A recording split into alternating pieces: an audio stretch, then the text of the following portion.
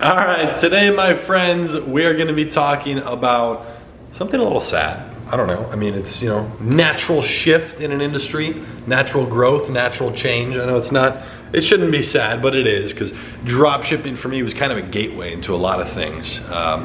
Better to do that other than have a gateway into different drugs, right? So today we're going to be talking about some of the things that are changing in the industry. I've been getting this question a lot, people asking about why all the new regulations with payment processing are happening, why all the tightening down with Facebook ads is going on.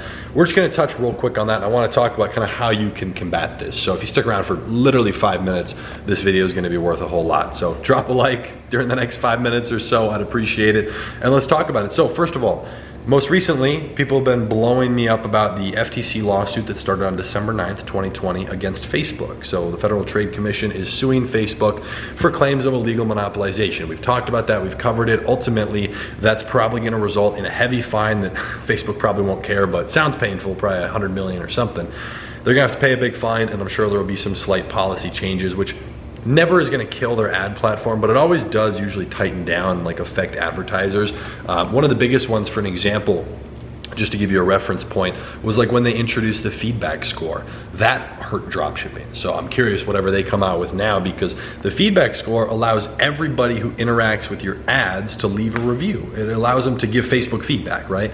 So that feedback has actually caused a lot of dropshippers specifically to lose their ad account. Now, is it their fault because they're operating the business in a bad way? Well, maybe, because here's how you have to look about it.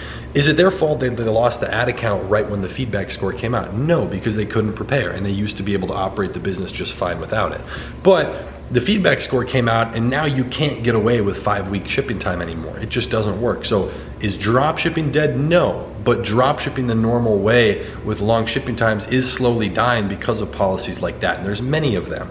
So now you should always have like a 2 to 3 week max shipping time, because people will start to get upset, and now they have more ways to voice that upsetness or concern. So it's just something to think about. Now, we'll see what happens from the FTC stuff. I will keep you guys updated. The iOS dispute, that might cause some pixel tracking issues and customer behavior targeting. So again, unresolved, it's not finished. We'll talk about that. But payment processors have been tightening down a lot. It's getting harder to do two things.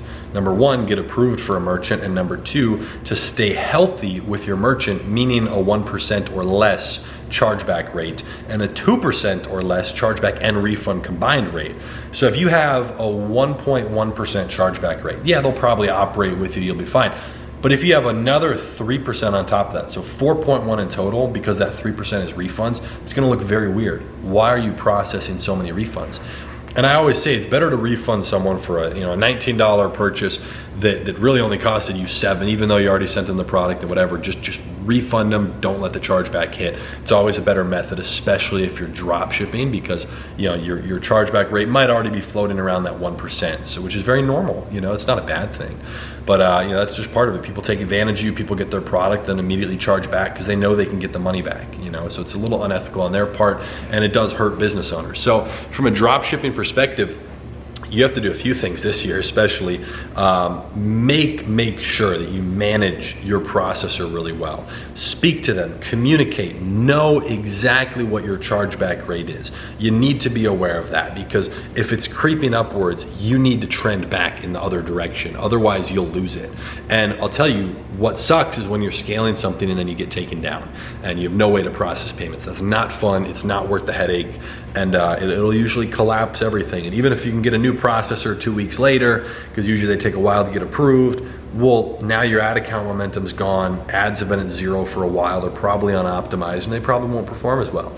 So that's where things get really, really annoying and just frustrating overall. I've had that happen before, and I didn't really have a choice but to leave the ads running. I dialed them down from spending like $5 grand a day to 2, because I wanted to keep all the campaigns warm. I wanted to keep the ad account moving, but they were getting no sales because we had no way to process payments.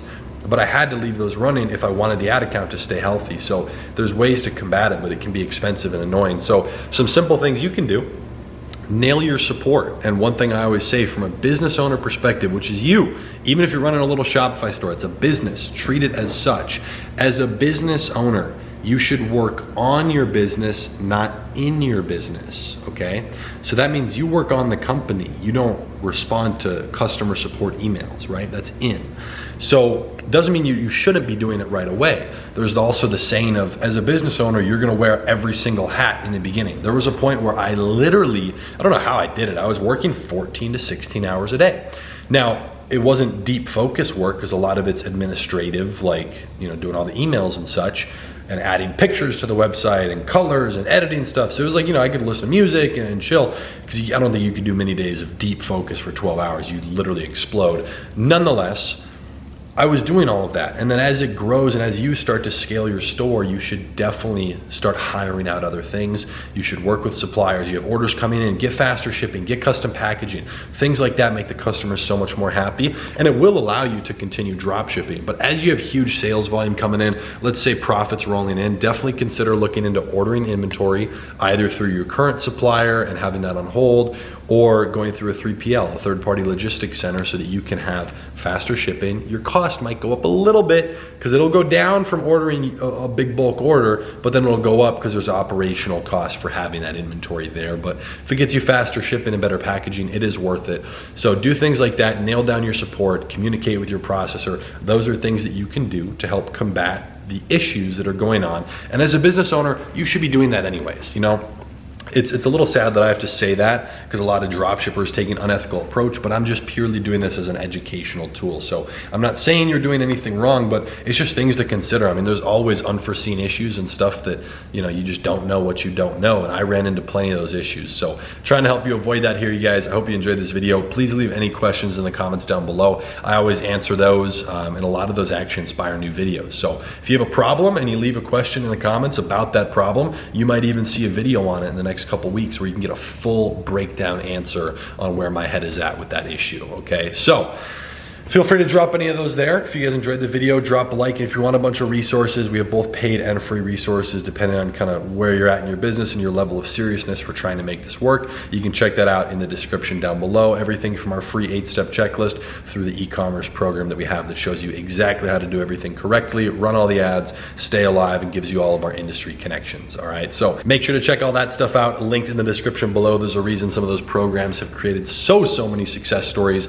Super awesome to see that. I love seeing you guys hustle and be able to duplicate this. I mean, that's what it's all about at the end of the day, is having a proven system and making it work. So again, hope you enjoyed this video. Hope you got some value. I'm starting to post every other day. Well, it's kind of Tuesday, Thursday, Saturday, Sunday. Every day I'm not posting on my main YouTube channel. You guys will be seeing some specific videos here. So again, little issues and, you know, follow-up stuff, immediate industry updates, all that stuff will be here. So make sure to subscribe to the channel, and I'll see you in the next video. Peace.